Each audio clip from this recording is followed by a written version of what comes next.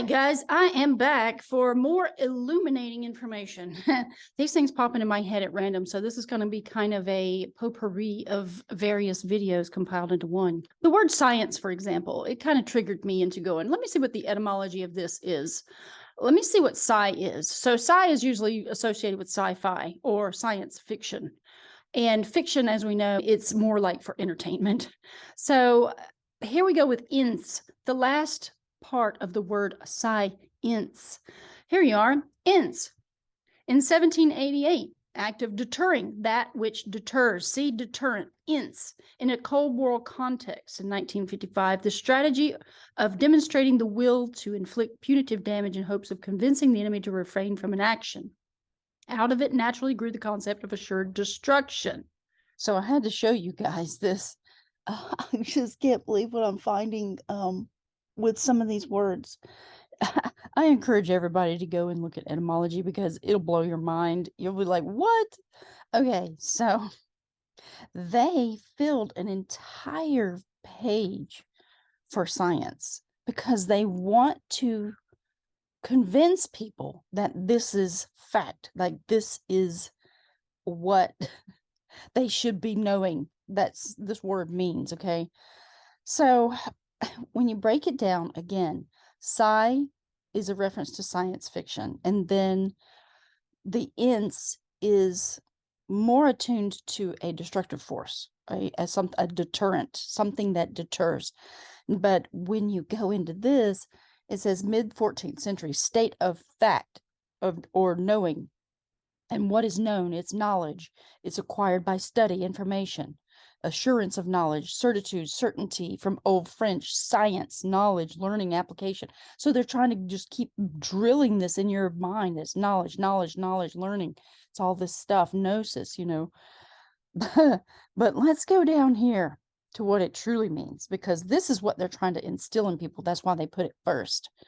The original notion in Latin verb probably is to separate one thing from another, to distinguish, or else to incise.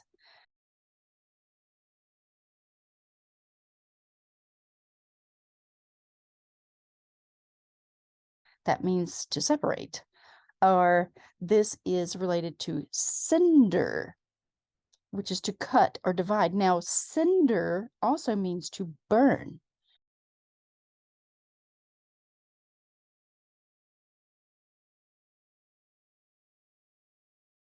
When you keep going, it says to cut or to split. Source also of Greek, which is to split, rend.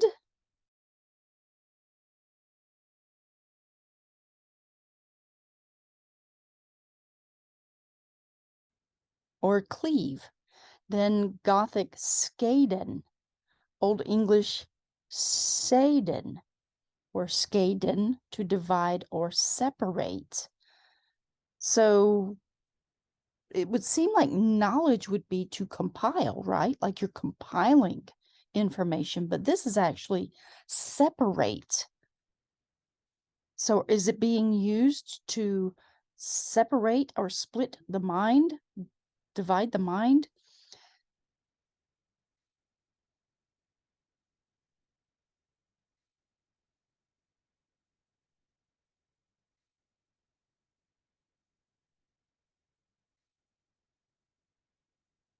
Back to the 14th century, it's English as book learning or particular branch of knowledge or learning, skillfulness, cleverness, craftiness. The experiential knowledge, skill resulting from training. More specific sense of collective human knowledge. And this is 14th century. Again, they're telling us when this kind of took a turn. Even if this is true, about 14th century, it might have even been later. It might have been the 1800s or so. So knowledge gained by systematic observation. Now you see how this is completely changed. Sense of non-arts studies attested from the 1670s. So non-arts means non-right brain thinking. This means left brain, analytical mind. Distinction is commonly understood as between theoretical truth and methods for affecting practical results. But science sometimes is used for practical applications and art applications of skill. Predominant modern use, natural and physical science, generally restricted to the study of the phenomena of the material universe and its laws by mid-19th century. But let's scroll down here. It's talking about natural and physical science, but what I found too in this whole thing is the opposite, which is pseudoscience, and how they are labeling alchemy to be a pseudoscience. Alchemy is actually natural and physical science. So now they're labeling it a pretended or mistaken science. 1796, the earliest reference is to alchemy from pseudoscience. Do you see what they're doing here? They're rewriting the definition of what alchemy is. Alchemy began as the foundation of studying nature and natural laws.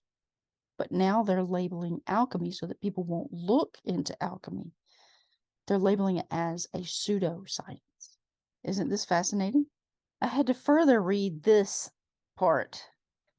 The predominant modern use, natural and physical science, generally restricted to study the phenomena of the material universe and its laws, is by mid-19th century. The men who founded modern science had two merits which are not necessarily found together: immense patience in observation and great boldness in framing hypotheses. Hypotheses are just ideas, they're not facts. The second of these merits had belonged to the earliest Greek philosophers. The first existed to a considerable degree in the later astronomers of antiquity. Now, astronomers were trying to figure things out, but no one among the ancients, except perhaps Aristarchus, possessed both merits, and no one in the Middle Ages possessed either. Now, science, since most people must do it, is a socially embedded activity. It progresses by hunch, by vision, and intuition. But are any of these facts? Are any of these true studies? Foundational truths? Much of its change through time does not record a closer approach to absolute truth, but the alteration of cultural contexts that influence it so strongly. Facts are not pure and unsullied bits of information. Culture also influences what we see and how we see it. Theories, moreover, are not inexorable inductions from facts. You see this? Do you see what they're saying? They're saying that modern science is not induction from facts. The most creative theories are often imaginative visions imposed upon facts. The source of imagination is also strongly cultural. Let me repeat this. It is a socially embedded activity. In other words, it's a PSY-OP, and progresses by hunch, vision, and intuition. Much of the change through time does not record a closer approach to absolute truth. In other words, science is imagination these days. It is an illusion. It's someone's dreamland. But it alters cultural contexts that influence the culture very strongly. Do you see what this is saying right now? I gotta take a screenshot.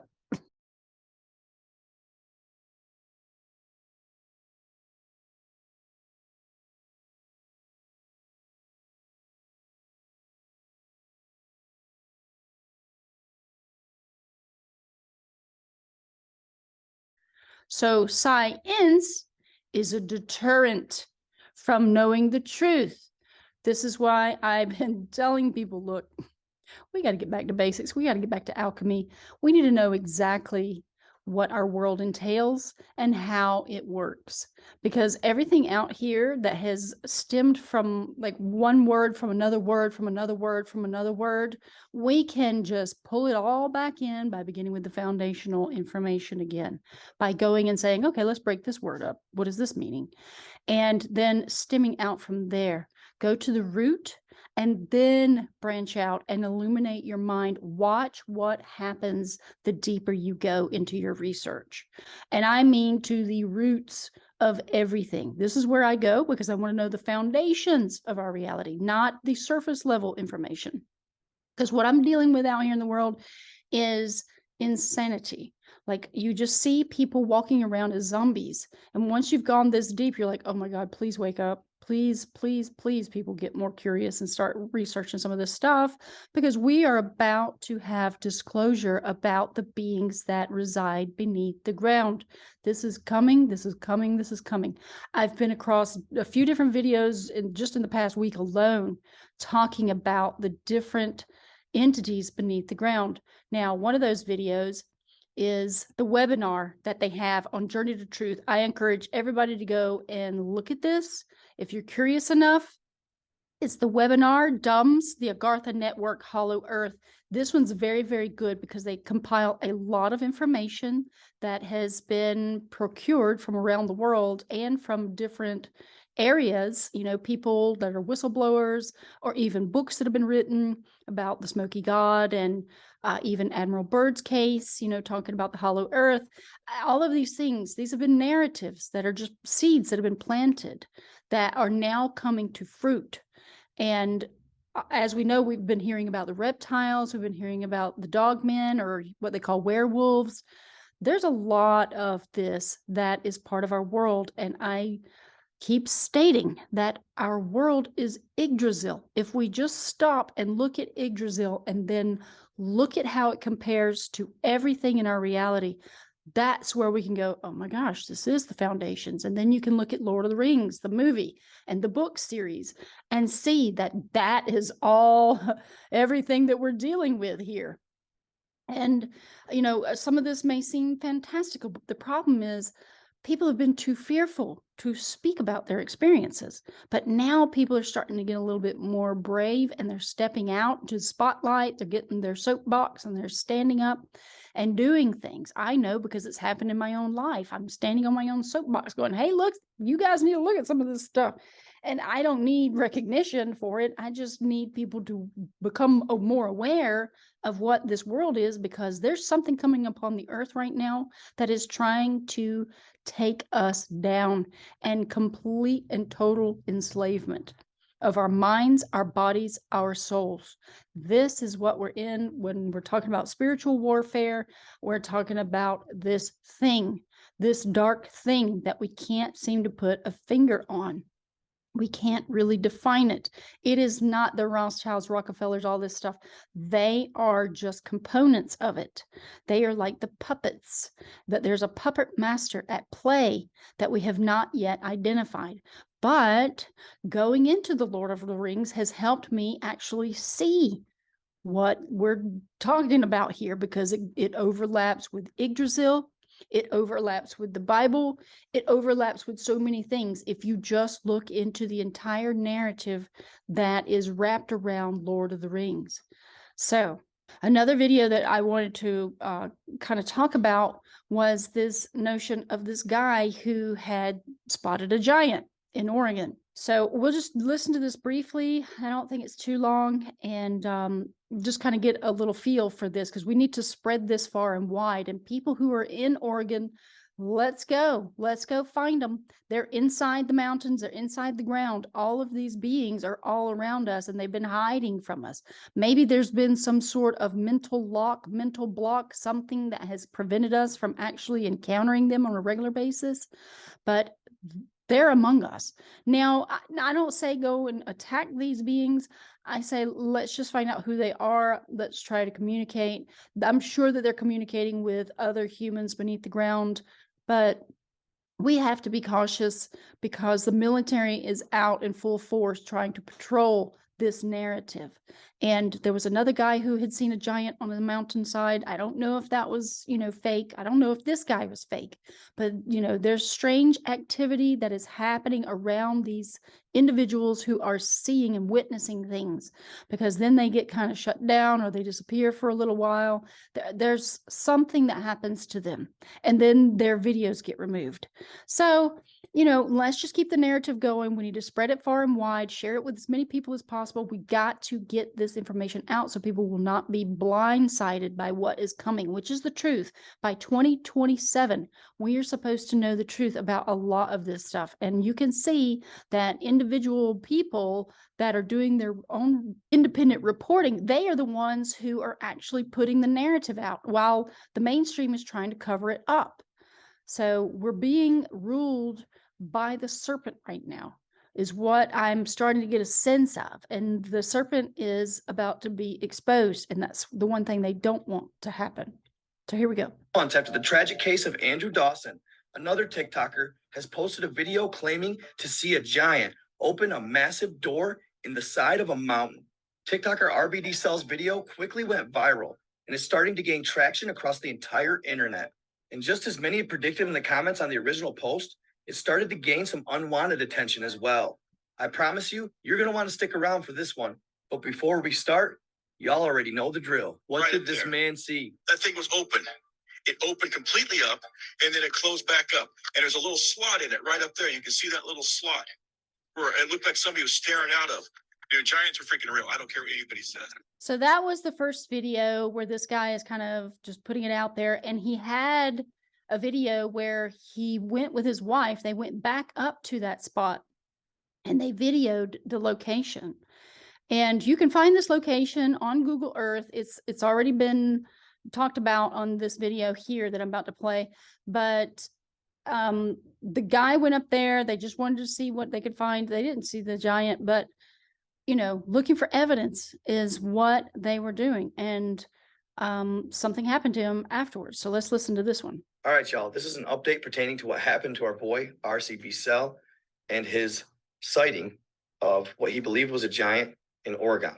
For those of you just finding out about what happened, this gentleman claimed in a video to have seen a massive door open on a cliffside or hillside in Oregon off Quartzville Lane. It was a massive boulder-like door that he thought he saw slide open and closed, and then thought he saw an entity peeking out a peephole in said door. When he posted the video on TikTok, it quickly went viral, garnering up to 3 million views. It gained notoriety quick, just like our friend here, Andrew Dawson. So nevertheless, people in the comments were like, go back. They wanted to see and get a closer look at what it was. So he did. Well, it wasn't long before he said he was being followed by white unmarked vehicles.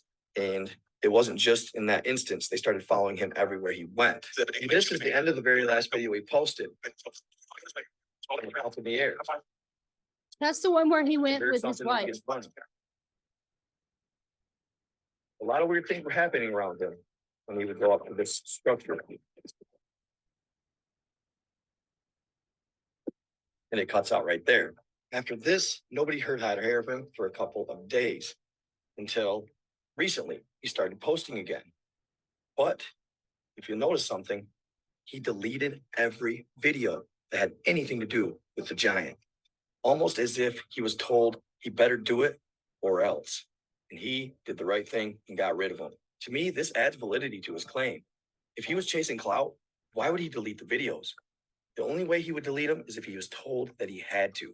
So that's just a little bit about that guy who saw the giant. The previous guy that had seen a giant on the mountaintop, apparently he died somehow. I don't know the full story, but if you go into my playlists on my channel, I have a playlist full of giant information, all the giant videos that have come across. I do believe that I had saved that in my links, so you guys can just go and peruse that. So now what I wanted to get into was this whole notion of let's catch up with the reptiles, okay? So this whole video is pretty much about cryptids and, finding out that science is pretty much a fallacy that is tricking people's minds. And so this notion about Sauron is equated with Saturn. and is equated with many other different names of the Dark Lord that dwells beneath the land. So let's just listen, because I found this fascinating, that I have not read all of, Tolkien's books that he had put out. But this is part of the Cimarron or something like that. Anyway, I'm just going to read this. Whether you're talking about brooding necromancer from The Hobbit, the ring-wielding warlord at the beginning of the Fellowship of the Ring, or the all-seeing fiery eye from the rest of the Lord of the Rings story, Sauron is one of the most intimidating antagonists in all of fiction. And yet, considering the fact that he's basically the title character of J.R.R. Tolkien's entire Lord of the Rings trilogy, we don't really get much information on his origin or motivations. While the backstories of hobbits, elves, wizards, dwarves, and men are fleshed out in detail, the supreme villain of Middle-earth is largely left in the shadows. Sure, we find out quite a bit about his ring, which is intimately connected to his own power. But what about the Dark Lord himself? Why is this autocratic metaphysical being attempting to dominate Middle-earth? Where did he come from in the first place? How did he end up looking like a fiery optical organ perched atop a tower in Mordor? To properly answer those questions, we'll need to back up to the very beginning of Sauron's age-long story. In Meron, here we go. The spirit that everyone comes to know and loathe as Sauron the Dark Lord actually came into being before the beginning of time itself. Before the world is created, the supreme being of Tolkien's mythology, Ilúvatar, creates a group of angelic creatures known as the Ainur. While he ultimately invites the Ainur, including Sauron, to literally sing the universe into existence with him, the part that particularly matters to us here is the fact that once everything is created, many of these spirits decide to enter into the world, where they become the stewards and shapers of the earth. Now, let's just stop there for a moment. Ilúvatar, that's kind of like Avatar and illuminate. We're talking about the light beings. Now, what they say about the light beings is that the 7 Elohim, which could also be, spelled in a different manner, Elohim, sing with their music to create this entire existence. The 7 Elohim are the 7 planetary bodies, the 7 days of the week, the 7 chakra systems that reside in the body, and the 7 rays of light that we see in our visual spectrum. Yes, we are tied to this whole madness that we call the world today. So this is where this ties in to this story. So what I suspect that J.R.R. Tolkien did was try to get people to see this world again for what it truly is by comparing his imaginary narrative to our world, to get the narrative and the ball rolling again, because we need to have all of the tools back in our toolbox to deal with what we're witnessing right now. We need to know the foundations of our reality, because this entire game is shifting to our awareness, awakening to the potential that there are other beings among us that have been controlling us for the past 2,000 years. Now we're going to wake up and we're going to say, hey, wait a minute, we better do something about this. Because the monetary system did not exist during the Golden Age. It was created during possibly the Age of Taurus, when they created the Silk Road. And they started trading things, shells, and they were actually trading goods like salt for services and, different meats and goods and things of that nature. But it eventually became where, no, now we've got these coins. We're going to mint these coins, and this coin is going to equate to that good or service. And now here we are, thousands of years later, becoming more enslaved. And it seems that things are getting a little bit darker and a little bit more controlling, because the eye of Sauron is now the all-seeing eye of the camera that is literally everywhere, like found everywhere. And those cameras, who's on the other side looking, really? Who's watching us? Who's observing us from afar or from within? I have said in another of my videos that I heard it mentioned in a conversation people were having that all of the technology that we're dealing with right now is linked to Dreamland, which is another military base of where Lockheed Martin has different technologies, and I'm sure it's connected to the D-wave computer, which is demonic wave or demon wave computer, dimensional wave. I mean, mention the demons. Yeah, so not everything is evil, but this darkness is always representing the destructive force or the controlling force that wishes to dominate the world and control all life in this Middle Earth plane. So that's why we're going over this information right here, because it talks about this story of Sauron and how he wants to rule Middle Earth. So let's continue here. 14 of these Ainur become the Valar. Now this will tie in to the Yggdrasil narrative where it talks about the Aesir gods and the Vanir. So we're talking about the light beings who actually create, and the Vanir gods are known for their fertility, their ability to create fertile things that can procreate naturally without the technology.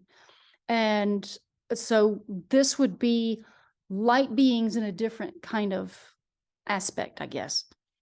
So the godlike leaders of the universe are what these Valar represent. The rest of the Ainur become known as the Maiar, lesser yet still very powerful spirits. Now, I don't know if I'm pronouncing these right. I'm just going with it. Like Maya, we've seen the word Maya, the Mayans.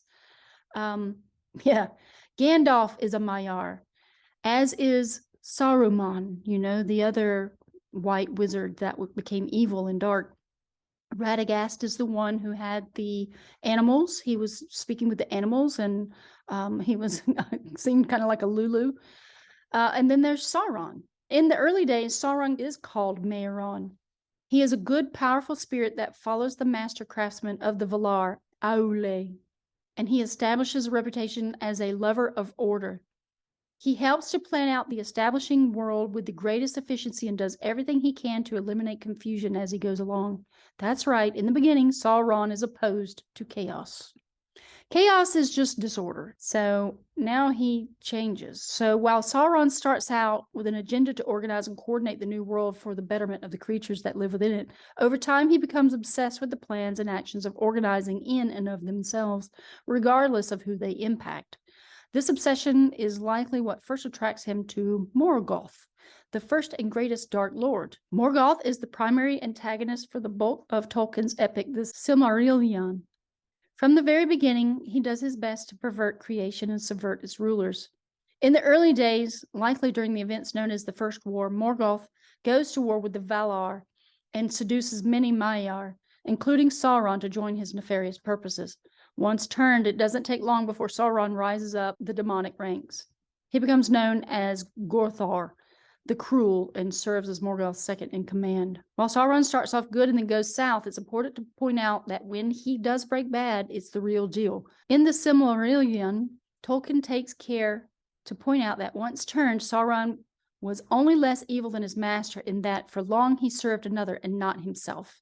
However, an important distinction should be made. While Morgoth wishes to literally corrupt and undo the world, Sauron's ambitions are more focused on controlling and ruling it. This is the First Age now. Most of the Lord of the Rings and the Hobbit take place at the end of the Third Age of Middle-earth history.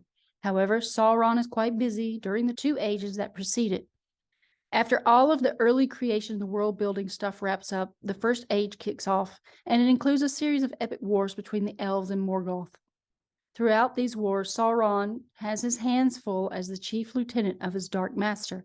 At one point, when Morgoth leaves on an important side quest, he even runs the war against the elves and scores several important victories. In the Silmarillion, Tolkien describes the Sauron of the First Age as a sorcerer of dreadful power, master of shadows and phantoms.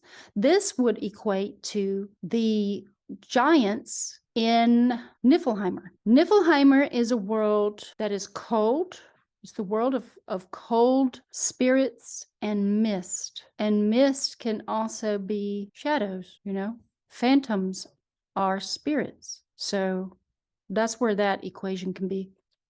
He goes on to say that he was lord of werewolves, and his dominion was torment. Talk about a nasty rap sheet. Werewolves are mentioned also in Yggdrasil, or at least the very, very extremely large wolves that are created by a witch who resides in the east. Eventually, he sets up shop in a watchtower called the Isle of Werewolves, where he comes in contact with one of Tolkien's most famous First Age epics, the story of Beren and Luthien. This kind of reminds me of Lucifer. He gets caught up in a prideful duel with Huan, the companion of the lovers and the greatest hound to ever live, and loses. He shows off some shape-shifting skills as he tries to escape the canine's powerful jaws, but isn't able to get away until he surrenders his isle to the elvish princess Luthien. And that's what this image is right here.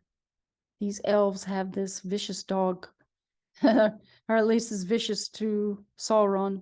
After his duel with Huan, Sauron slinks into a minor role and does little else worth mentioning until the Second Age rolls around. The First Age ends in the catastrophic War of Wrath, in which Morgoth is utterly defeated and banished into the timeless void. At this point, Sauron is so dismayed by the destruction of his master that he actually repents of his evil ways and tries to smooth things over with Eonwe, the messenger of the Valar, present in Middle-earth at the end of the war. He puts on a handsome physical appearance because the angelic spirits in Tolkien's world can do that kind of thing, and tells Eonwe that he's sorry. However, Eonwe is simply a messenger and lacks the power to pardon, so he orders the humbled traitor to come back with him to the blessed realm far away in the western parts of the world, where he will be judged by the Valar themselves. Now, remember the scene, if you've seen The Rings of Power on Amazon Prime, where Galadriel gets invited to go where the Valar go. And that's the elves who have basically risen in the ranks of their consciousness, I guess, and they get invited to that blessed realm far away. Well, apparently it's in the western part of the world. And I don't know if that is where the summer gates are, where people talk about the summer gates that open up through the wall, the ice wall of Antarctica, and how, you know, maybe you can go through there and get to the other lands that are out there. I don't know. These are just thoughts that come to my mind. At this point, Sauron is accustomed to being in charge of things. The thought of possibly being punished for his heinous acts spooks him, and he flees further into Middle-earth, where he hides for the next 5 centuries. As men and elves begin to settle down and the Second Age begins in earnest, Sauron stays on the sidelines waiting for his chance. Anatar. Okay, let's look at this image. Now, remember this whole notion, you've probably seen the narrative online about the Ashtar command. This is what this entity reminds me of. Ashtar command. But you never see an actual image. What you see are cartoons. They're artists' renderings. Why would anyone believe such a thing? If there's no actual image of a person, why are they believing a narrative? It's a story. Anyway, let's move on. And that this could actually be sort of related to that whole notion. In the appendix of Return of the King, it says that after 500 years, Sauron realizes that the Valar are still far away in the Blessed Realm and aren't a concern. The nearby elves and men in Middle-earth, though, are getting powerful, so he sets up shop in Mordor, which becomes one of his main strongholds for the rest of his career. This time around, Sauron decides to take a different approach than to the brute force model that failed his previous master, this time opting for a subtler method. He puts on an attractive physical appearance again and calls himself Anatar, Lord of Gifts. Under this disguise, he visits the elves and presents himself as a friend who can share his deep knowledge with them. This is where I suspect that whole narrative about Ashtar command has stemmed from. Everything has a beginning. We just need to find it. Just by digging, being curious enough to dig down every crevice. So he carries on with this play, acting for the next few centuries, during which time he befriends an elven lord named Celebrimbor. Celebrimbor is an incredible craftsman, and with Sauron, Anatar, by his side, he begins forging rings of power. Those rings of power, you know the ones. The pair forge many lesser rings along with the ones that become the 9 rings for mortal men and the 7 for the dwarf lords. Critically, though, Celebrimbor forges the 3 great elven rings after Sauron leaves to secretly head back to Mordor for a little secret side project. Now, I wanted to mention that they made 9 rings for mortal men because 9 is the symbol for death in numerology. It's the endings. So you got to start to equate some of these numbers with numerology practice. 7 for the dwarf lords. That means, I guess the 7 are also tied to the 7 days of the week. As we know, 7 days of the week, 7 Elohim. 1 ring and war. Back in Mordor, Sauron begins forging a single great ring. He pours a ton of his power into this 1 ring in an attempt to use it to control those who wear the others. However, as soon as he puts it on, those who are wearing the elven rings, which are just the 3, which Sauron never touched, are immediately alerted to the danger and hide their powerful jewelry. Those rings were untainted. Furious at his failed attempt to manipulate the elves, Sauron decides to opt for Plan B, gathering an army and crushing the elves without pity. In the following war, he kills Celebrimbor, destroys his kingdom, and captures most of the rings of power. To his great chagrin, though, he doesn't find the 3 elven rings, which had been shipped off to hidden owners once the elven lords were aware of the threat of the 1 ring. Eventually, Sauron pushes the elves all the way back against the western coast of Middle-earth. However, just when it seems that he's about to completely destroy his enemies, an army of men arrives on the scene.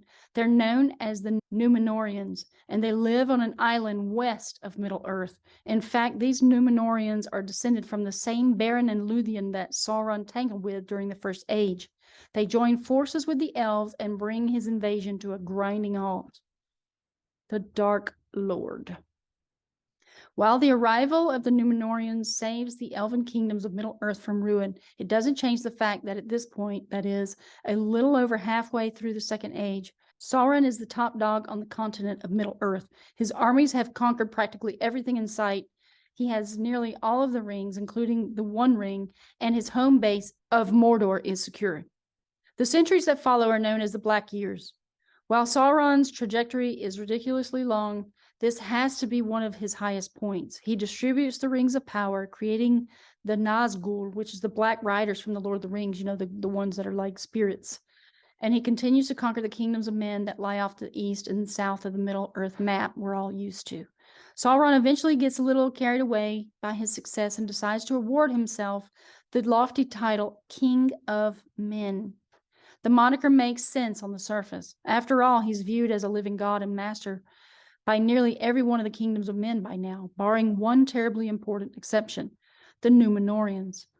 Living in comfortable safety out of their island, when Númenóreans hear the self-aggrandizing title, it doesn't sit well with them, and they decide to put this upstart on the mainland in his place. So again, we're talking about Lord of the Rings. We're talking about Saturn. Saturn created 1 ring. We hear in the Nag Hammadi text about the demiurge that actually rules this plane. This is a dense dream world of a hologram that we come to experience this. But I do believe part of this experience is to assist in bringing others to the light, to extract them from the darkness by planting seeds of change in their minds so that they can too then grow and grab the concept that we're not supposed to be here for a very, very long time reincarnating. We're supposed to come, dip in, pave the way for others to also exit and then get out. It's almost like just one of the spheres that we're supposed to visit during our journey of soul. In this image, this is just an occult image that I constantly am taking these photos because I want to comprehend them. I want to comprehend the symbolism. As you can see, we have the 4 elements depicted here. Then we have the serpent, the serpent's egg, and we have the 3 rings of the prima materia. The prima materia is the mercury, salt, and sulfur that is spoken of in alchemy. These are the 3 basic principles, but then there's more to this. So This is a Rosicrucian image of the Rosicrucian cross.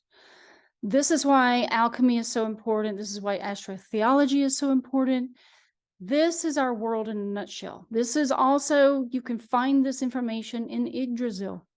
In Yggdrasil, it talks about the gods who live in the air, the ones who are the Asir gods, the ones like Odin and, the Vanir gods and all of this. But then you have Midgard, which is Middle Earth, which is where we are.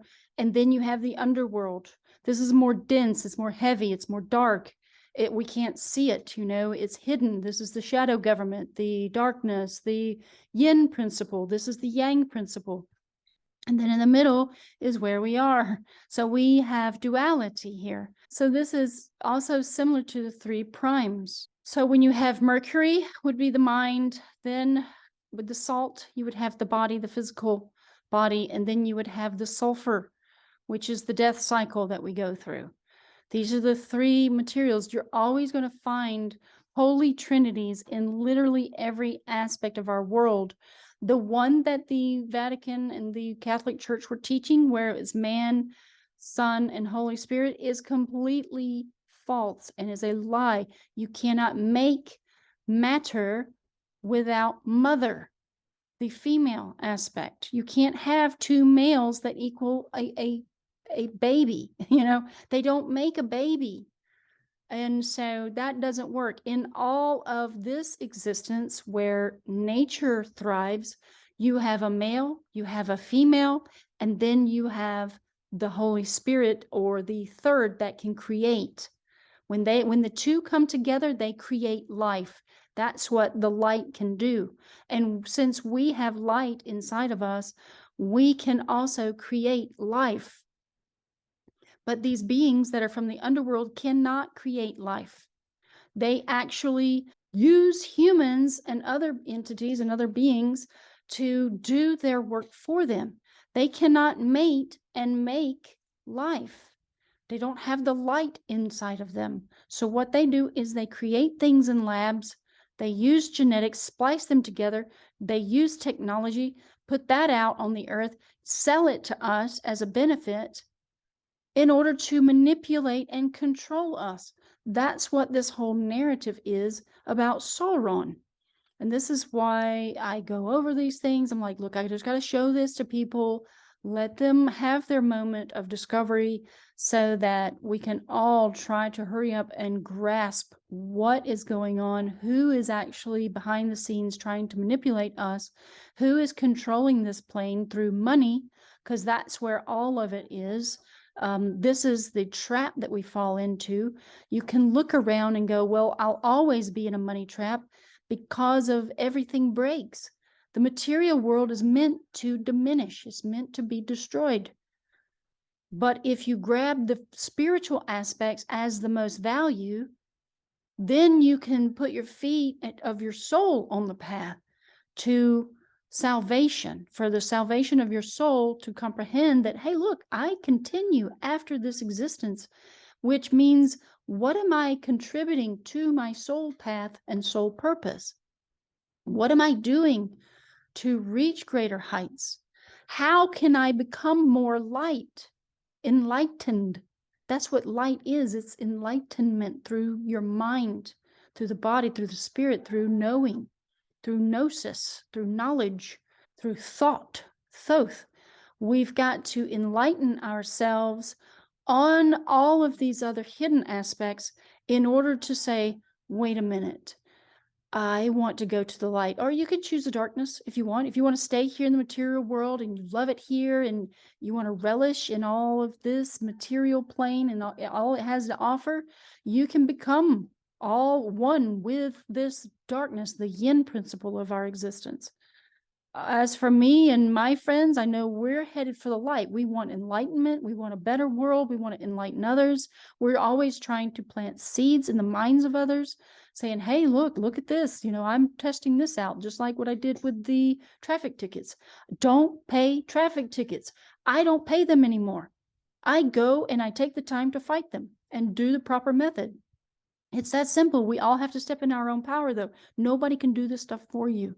We came here for this challenge, and we're being challenged ultimately right now. If you're in this zone of awakening and trying to question reality, you're looking for answers, you're looking for truth under every rock, under every video, every podcast you can listen to and cram.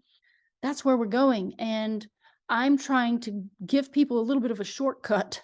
Look, let's listen to what some of these foundational truths are, because what I'm finding is all these ideas and concepts through alchemical means in occult knowledge, and putting them all together and placing them into the story that we're now listening to, the one that we subscribe to every day, going to work, buying things, purchasing items with money. And money is being used as a tool to manipulate us.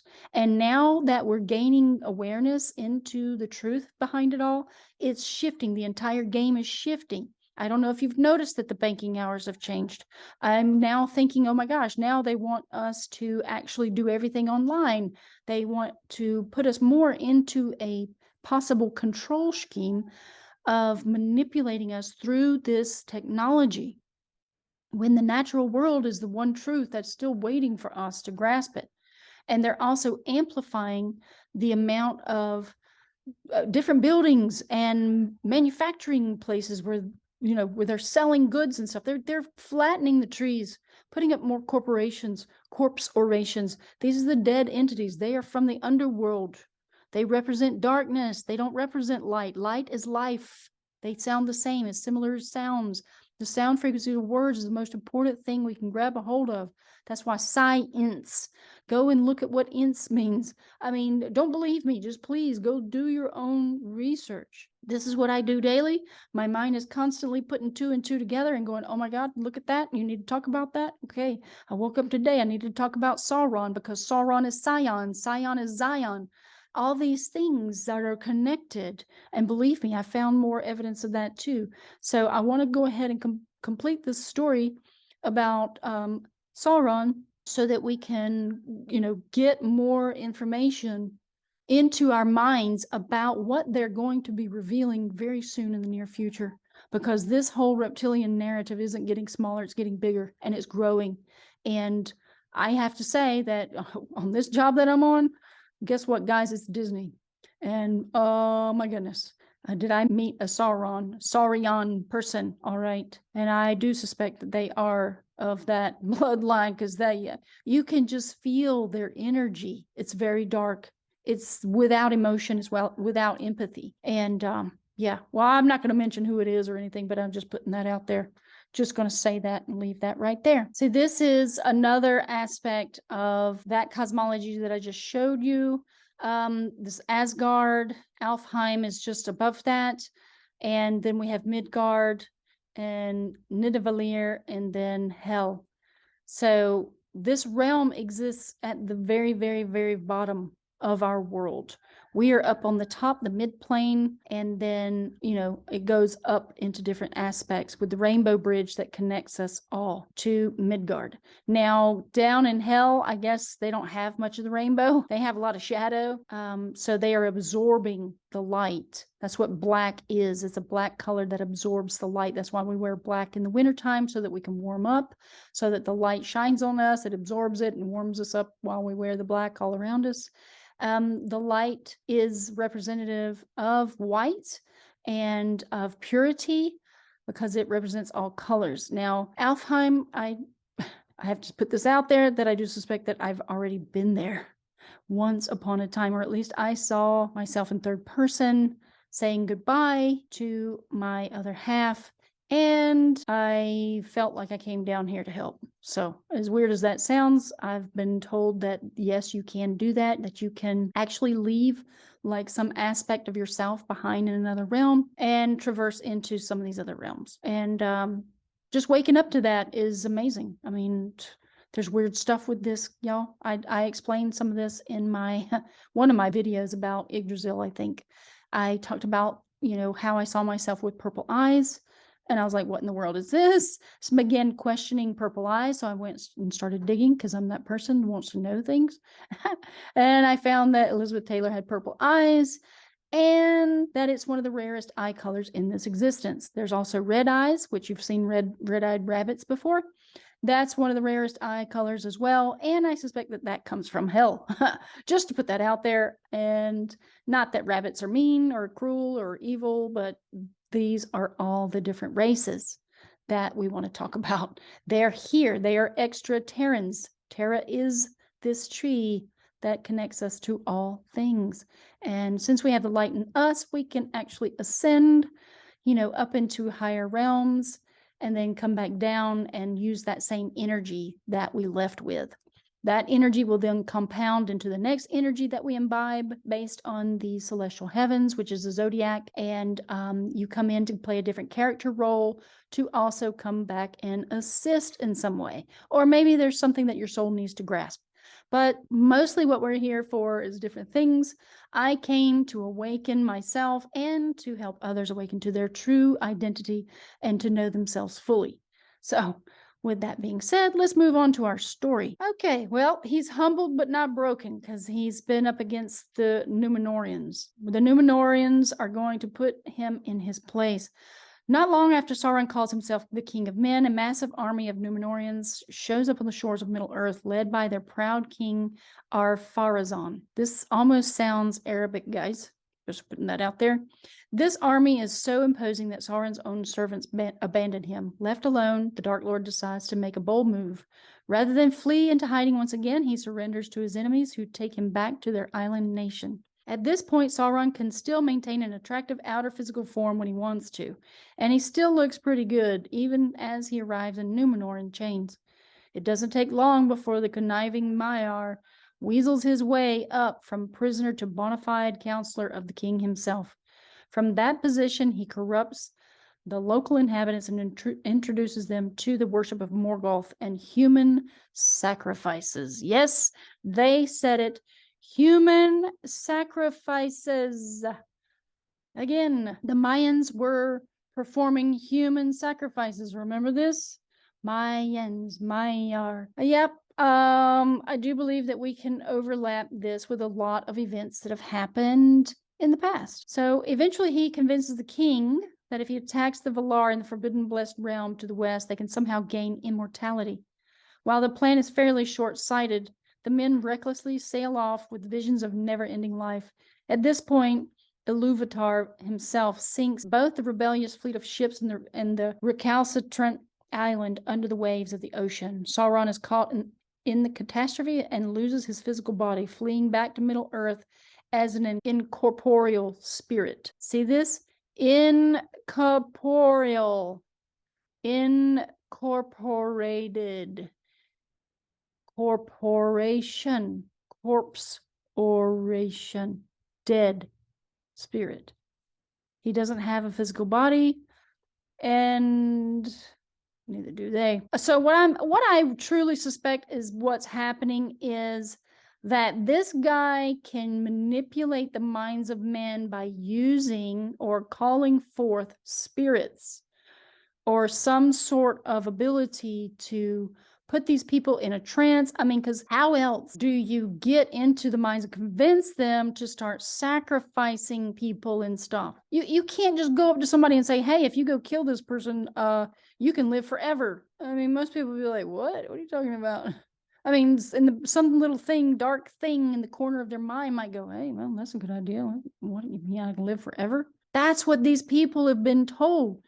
But they didn't tell them that they're going to be living forever in the dark world. You'll never be able to go to the light. You never go to the light. This is what sacrificing is all about. When you eat sacrifice and you're participating in the rituals, guess what? It slows your evolution of soul down. That's why I say about the meat thing. Yeah, I eat meat every now and then because I feel like I have some sort of reptilian DNA as well. I think all of us do because we shed our skin. We have a tail when we're in embryonic phase, and we also have a reptilian brain stem.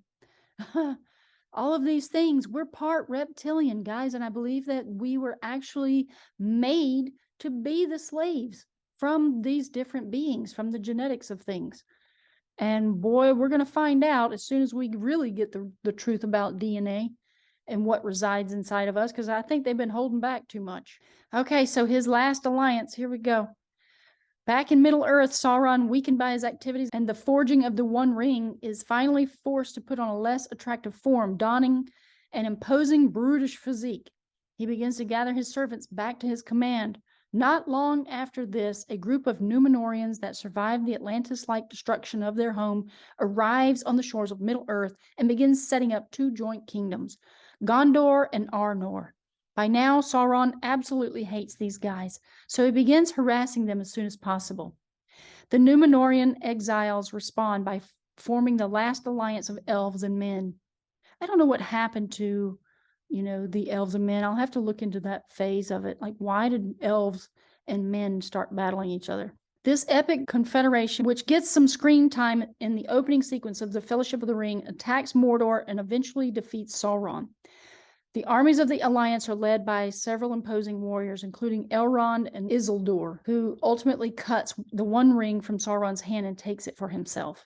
Just to mention, what I suspect about the elves and men thing is that the elves had given the men knowledge of different magical abilities and things, and somehow the men got proud of that knowledge and basically stated that they didn't need the elves anymore. That's just what I feel, what I sense, but I don't know what the true story is. Staying hidden, here we go. After being defeated and losing his ring, the weakened spirit Sauron goes into hiding yet again, this time for a very, very long time. It isn't until roughly a millennium into the Third Age, which begins right after the War of the Last Alliance, that rumors of the Dark Lord begin to swirl once again. However, this time Sauron, having clearly learned his lessons about using brute force against the Númenóreans, doesn't reappear in the open, choosing instead to pull strings from behind the scenes. Get this. This is why I said you gotta start looking into these. These stories are telling us exactly what's going on. He's ruling the world behind the scenes with the darkness. Initially, an anonymous shadowy gloom arrives out of the east and settles on an area in northeastern Middle-earth called Greenwood the Great, which starts to be called Mirkwood at this point. Yes, that Mirkwood. While many people think it's one of the Black Riders, it slowly becomes clear that a greater power is at work. What do we know about the East? Greenwood, where China is potentially. It's now Mirkwood. These people are so controlled, and they put the key on their knees. We are key. We are inner key. We are inner G, inner chi. Chi is chai, is ki is kai.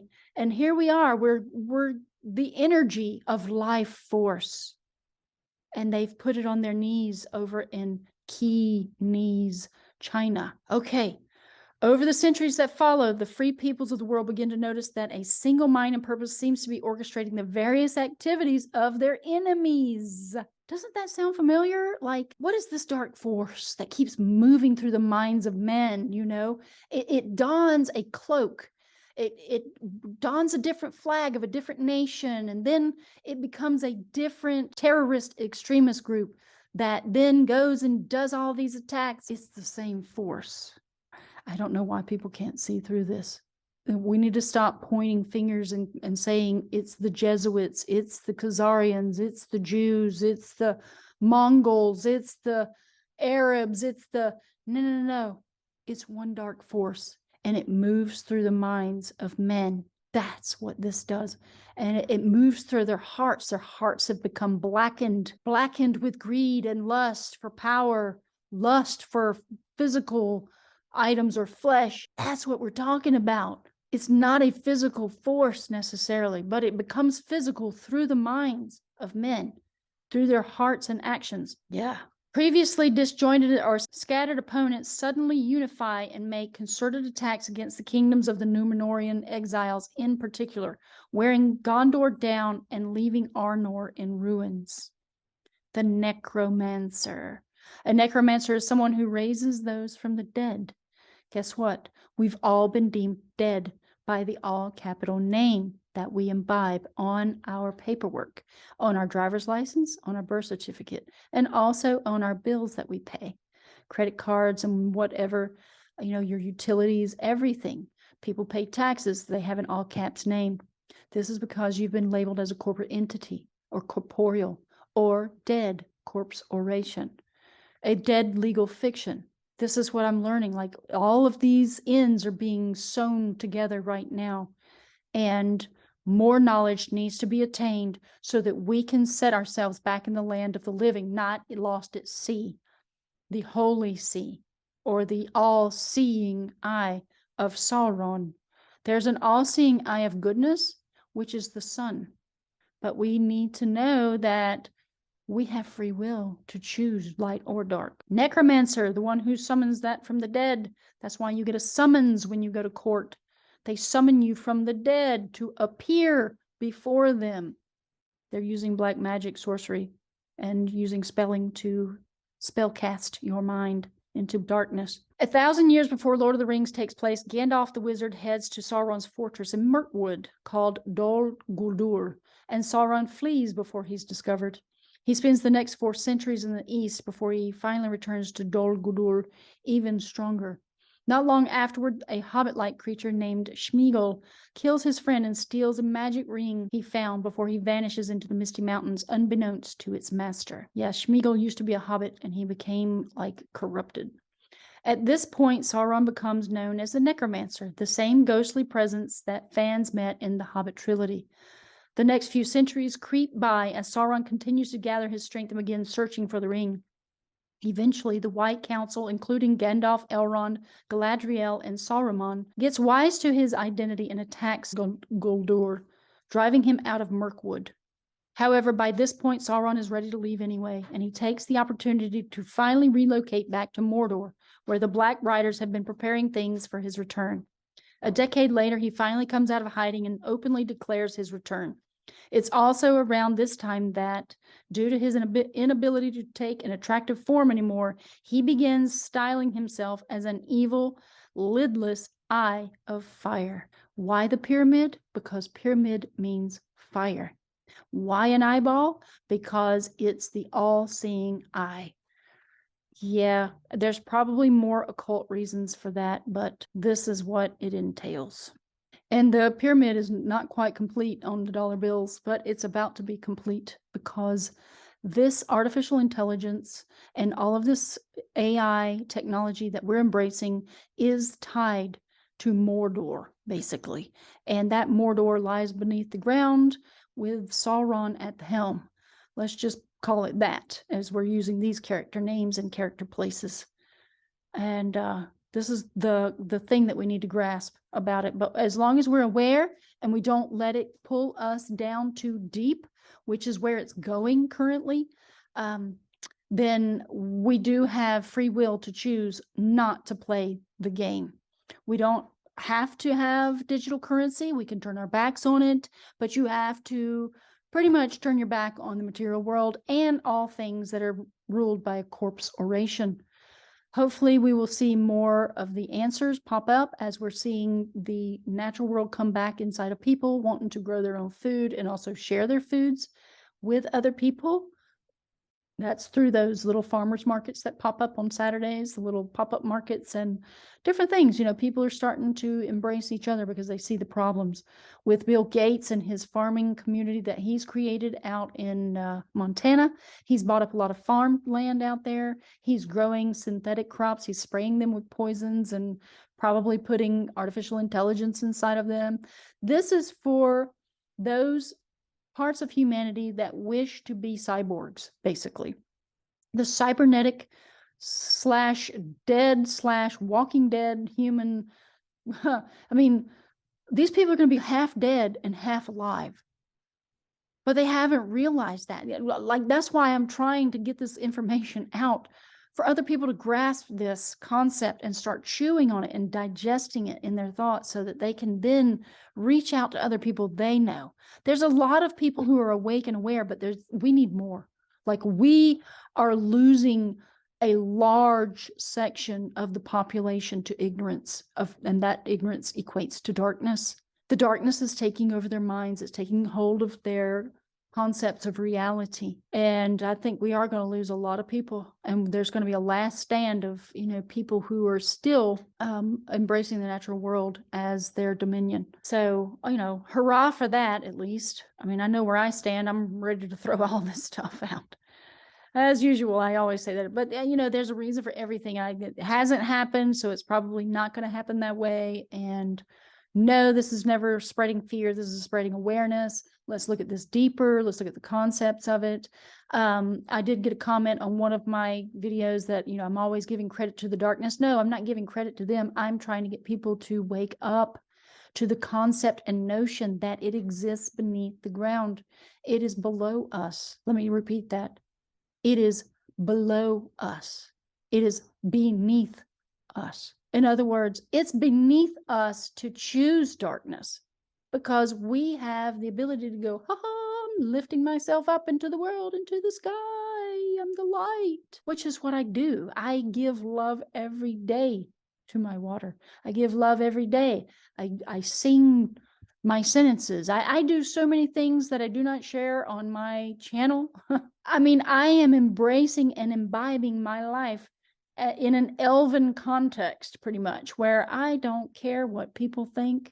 I will go skipping down the street, at 53 years old, skipping. Yeah, I will put my age out there. I don't care. I'm 53. I will skip and hop and ride the shopping cart and do all kinds of things because I am the light. The light is inside of children who come here, but yet we're the ones who embrace the darkness and get real serious and stern with ourselves, saying, no, that's stupid.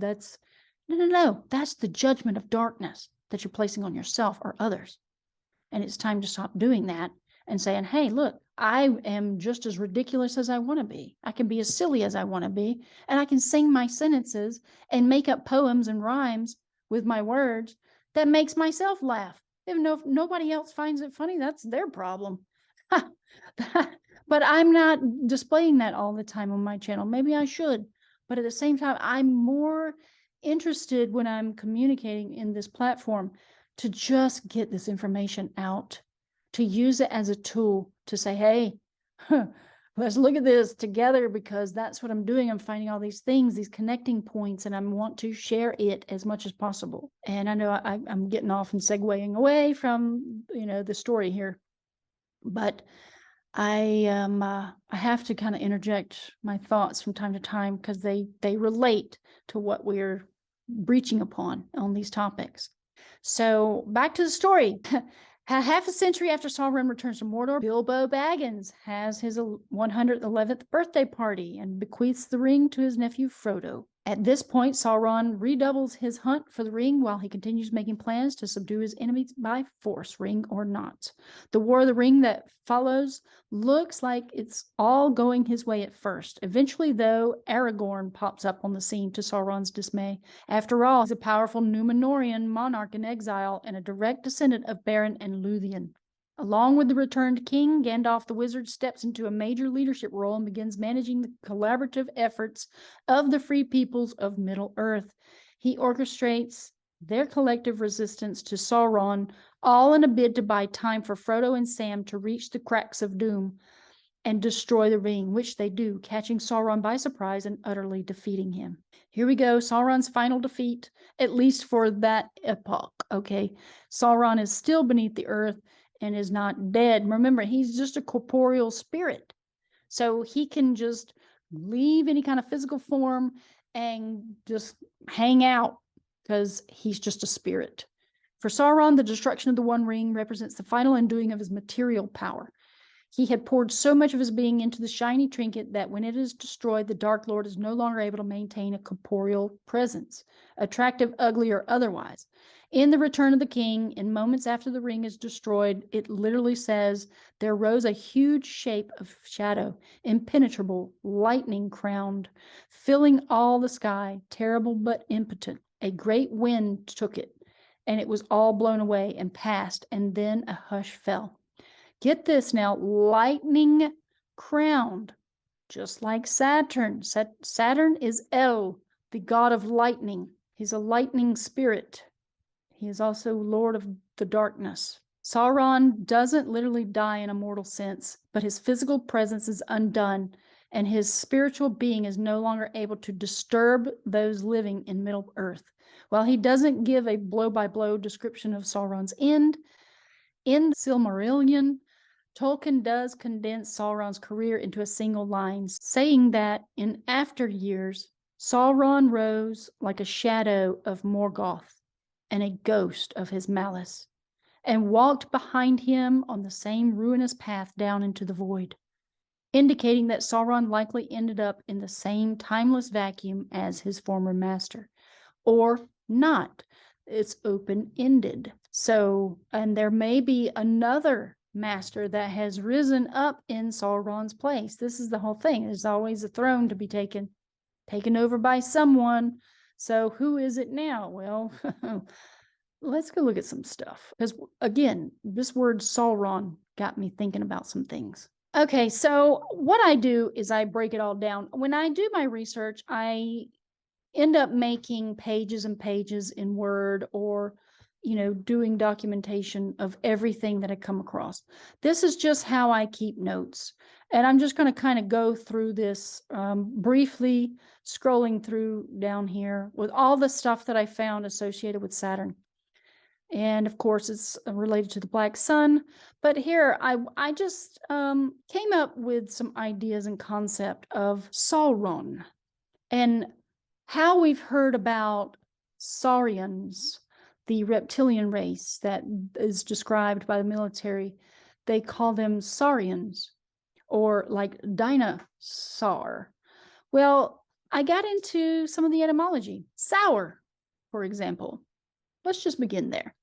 Having a taste characteristic of that produced by acid, sharp, tart, tangy, made acid or rancid by fermentation, having the characteristics of fermentation or rancidity, tasting or smelling of decay.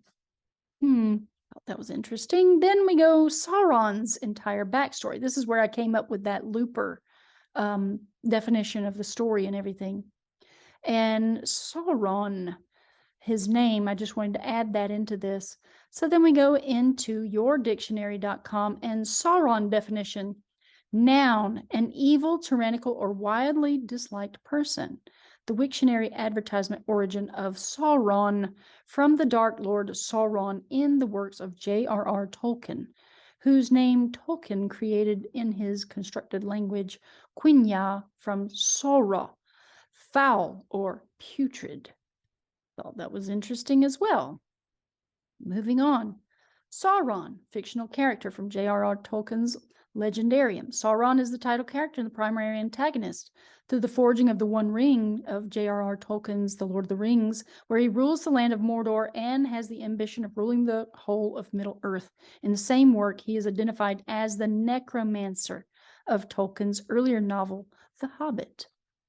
Then we go down because of, Sauron also sounds like Zion or even Sion. So I put Zion in here. Zion is a place name in the Hebrew Bible used as a synonym for Jerusalem. Jerusalem can be found in the works of Dante's Divine Comedy, where he puts Jerusalem beneath hell, H-E-L-L or H-E-L in Yggdrasil. So Zion is a place name in the Hebrew Bible used as a synonym for Jerusalem as well as for the land of Israel as a whole, the land of Isis, Ra, and El. They wanted to use that to create hell on earth. Isis is the moon. The moon is dark light. Ra is the sun, and El is Saturn. This is a trinity that they've been working with to create hell on earth. And what are they doing right now? They're blowing it up. They're fighting over there. Somebody knows the truth about this stuff. I'm telling you, there's still those amongst us who have graduated from our positions where we are in our evolution of soul.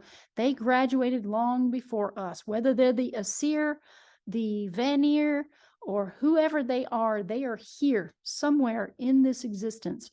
Just like what it showed in that Yggdrasil narrative, where the elves actually live above. They are the Alfenheim. They live above our plane, just slightly. I suspect you can probably get there through the mountainous regions, the highest mountains of the world. This is why maybe Tibetans are up in the mountain ranges, high in the Himalayas. Maybe they're in contact with these beings on a regular basis. I don't know, but they will be in the lofty areas of the world. And then the higher realms, we won't even be able to see because it's out of our visual spectrum. And that's why we've just got to really grasp the spiritual aspects of our world and place it into this narrative, because then it starts fitting together like pieces of a puzzle. So the name of Zion is found in 2 Samuel, one of the books in the Hebrew Bible dated to before or close to the mid 6th century BCE. Then we go to Sion, like, the car, brand of car, descendant or heir, especially of a wealthy or prominent family. Now, a detached shoot or bud from a plant that is joined to a root stick in grafting. Now, think about that in terms of alchemy or creating genetics. Yeah, this is what we're talking about. Scion. A shoot or twig, especially one cut for the purpose of being grafted upon some other tree or planting. Now let's look at that Zion again. After looking at Sion, they're grafting Jerusalem into our tree of knowledge. That's what trees are usually known for knowledge, for genetics. All of that narrative is what you can relate a tree to. Things that make you go, right? Okay, then we go down to the Wiktionary.org of Saurians, French, first person plural conditional of savoir, like savoir-faire is everywhere. There's a song that has this sentence in it that I listen to sometimes. It's kind of a modern day song, and it's like, savoir-faire is everywhere. Because savoir is Saurion, is grafted into our reality, because they cannot create, but they can create through human genetics and place their own genetics into humans to therefore look human and to walk amongst us. Okay, Sauria. Sauria is the clade containing the most recent common ancestor of Archosauria, today's crocodilians and birds, and Lepidosauria, today's lizards and tuataras, and all its descendants. Since most molecular phylogenies recover turtles is more closely related to. Anyway, it's related to reptiles, okay? Saurians are known to be reptilian human hybrid race, and this is what the military calls them, Journey to the Truth. I think it's in that Journey of Truth podcast. That's why I put that there. I wanted to go back and try to get it to addend it to this video, but I haven't had time. It's a 2-hour video, and I haven't had time to do that. And also, there is one of the videos, I'm not sure if it's this one, this Journey of Truth podcast with the webinar dumbs, about Agartha Network. They say the king of the earth lives underground. This is a statement that's made, and I do believe it's in that video. So, king of the earth. They remember Sauron considered himself king of the earth. Yeah. So this is the video that I took a screenshot of this before I even made any of these notes, because I was like, I know exactly what that is. That is water and also earth. So you have the upside down pyramid with the line at the bottom. Here it is, as you can see. This is earth right here and water. And the earth is always going to have the line. It's usually closer to the bottom a little more, which would be the tip. And then water is a vessel. That's all you got to remember. And remember, this is V. If you take off this top line, it becomes V.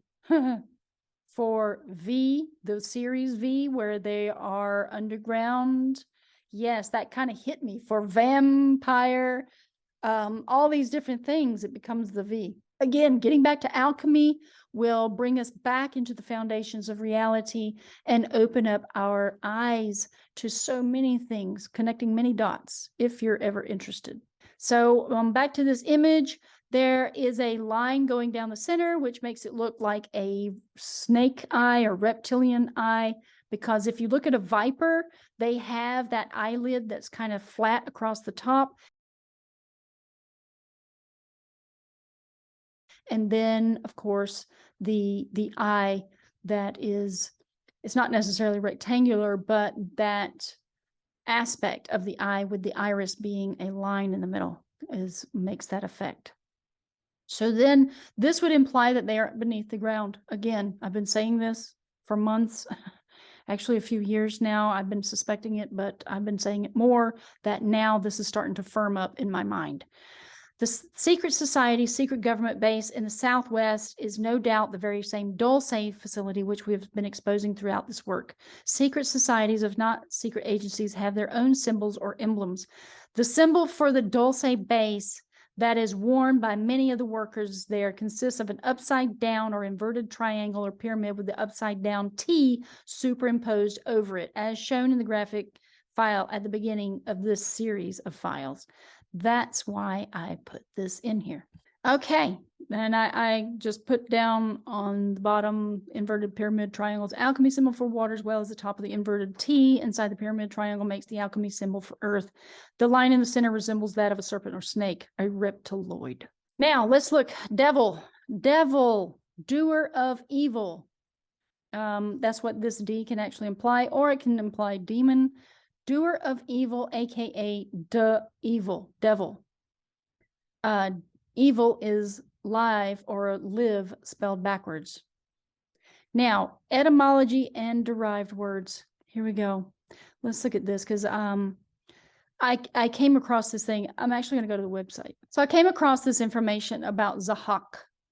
When I was looking for a link for to add to this video, I came across this in my Saturn information. I have a Saturn file on my computer for my bookmarks, and I wanted to put this information. So Zahak, it's also known as Zahak the snake shoulder. In Persian, it's written like this, and Romanized, it's Zahak-i Mardush. Mardush, like Marduk, potentially. A lot of these words are very, very similar, and I do think that they are stemming from some of these other words that we've heard in the world. It's an evil figure in Persian mythology, evident in ancient Persian folklore as Azi Dahaka. Azi, like Anasazi or Anunnaki, maybe. The name by which he also appears in the text of the Avesta. In Middle Persian, he is called Dahag or Bevar Asp. The latter meaning he who has 10,000 horses. I don't know about that. We know what an asp is, right? It's a type of snake, type of serpent. So in Zoroastrianism, Zahak, going under the name Azi Dahaka, is considered the son of Ahriman.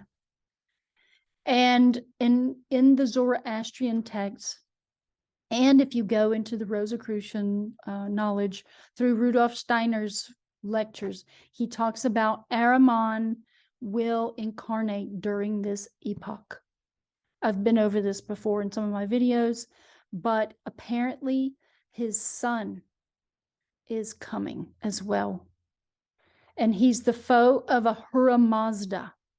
Ahura Mazda being the light, the shining ones, the sun, S-U-N. Okay, in the Shahnameh of Ferdowsi, Zahak is the son of a ruler named Merdas. Marduk, again, I mean, these names are very similar.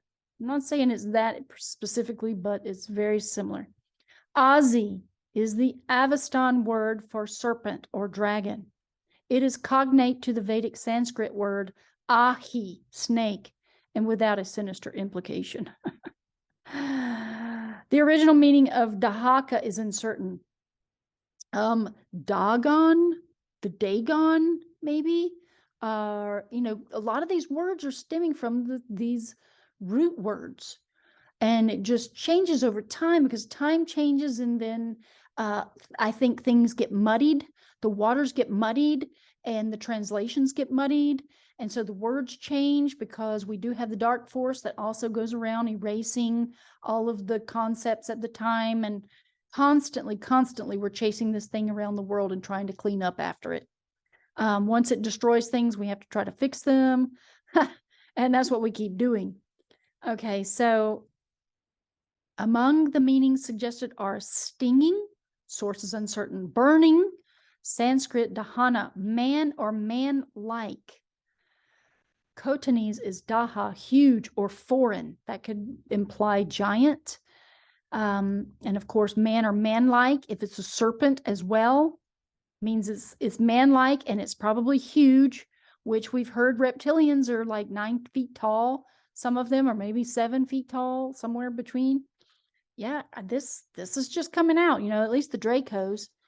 The high people in Vedic dasas. In Persian mythology, Dahaka is treated as a proper noun, while the form Zahak, which appears in the Shahnameh, was created through the influences of the unrelated Arabic word Dahak, meaning one who laughs.